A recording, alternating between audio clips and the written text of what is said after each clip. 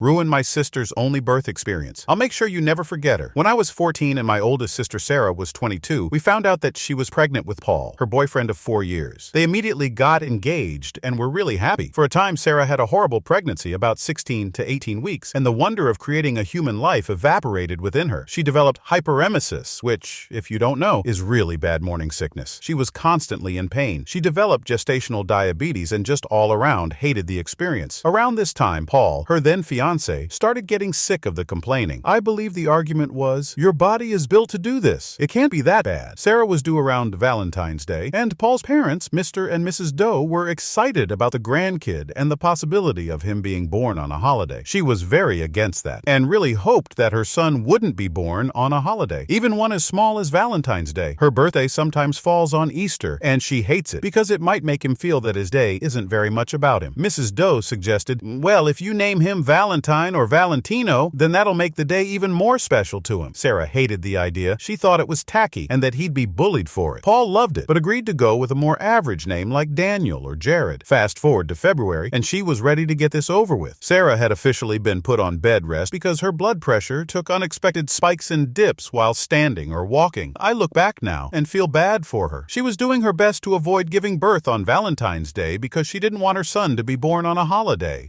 Unfortunately, births happen when they happen, and that baby was going to come on Valentine's Day, whether she wanted him to or not. I remember waiting out in the waiting room with my dad, brothers, and Paul, who couldn't stand to be in the delivery room because it was gross. I was mad that he could have gone in but wouldn't because he thought my sister was gross while giving birth, whereas I had to stay outside because I was too young to go in with my mom and other sister. Dad went home with the youngest 2 brothers, while the oldest, Zeke, stayed to watch me because I refused to leave. 16 hours after Sarah went into labor, my little nephew was officially part of the family on the evening of Valentine's Day. Unfortunately, Sarah was not okay. She had to have an emergency cesarean section and discovered that the back of her uterus facing her spinal cord had a very large and severe, thankfully non-cancerous tumor. The doctors were shocked and didn't understand why nobody had noticed it on an ultrasound. It accounted for her severe back pain and blood pressure issues. The doctors immediately went in for more surgery to remove the tumor, but ended up having to perform a full hysterectomy. This meant that my nephew would be Sarah's only child. While Sarah was in surgery, Paul took care of everything baby-related to make sure his son was okay. In my 14-year-old self's memory, I remember him being suitably distraught, but I didn't really pay him much mind and spent my time in the waiting room with my mother and other sister. Zeke, however, wanted to be a good future brother-in-law and make sure Paul was okay. He found Paul filling out the baby paperwork on his own and asked why he didn't wait for Sarah to fill out the paperwork, as she should have been out of surgery within the hour. Paul said he just wanted her to rest and heal. That checked out with Zeke at the time. Now I know what you're probably thinking, but no, he wouldn't. He knows how much she hates that name, and still, she'd need to sign the paperwork. I regret to inform you that Paul forged Sarah's signature on the paperwork and waited until she was out of surgery to hand said paperwork over. My sweet nephew, born on Valentine's Day, was named Valentino on his first official birth certificate. I still to this day don't know why Paul and his family were so insistent about the name. He had even picked out a different one with my sister. And before you ask, no, he was never brought up on forgery charges because his parents were witnesses to her signing the papers. So Sarah dumped him and got her son's name changed a month later. She was willing to do split custody with him because that's her son's father and she wants the kid to know him. But Paul vanished and she never heard anything back until a mutual friend on Facebook was tagged in his wedding pictures 6 months later. Paul had apparently started cheating on her not long after she got pregnant. Sarah was livid, but there wasn't much she could do, so she filed for child support and continued to live her best life until 6 years later.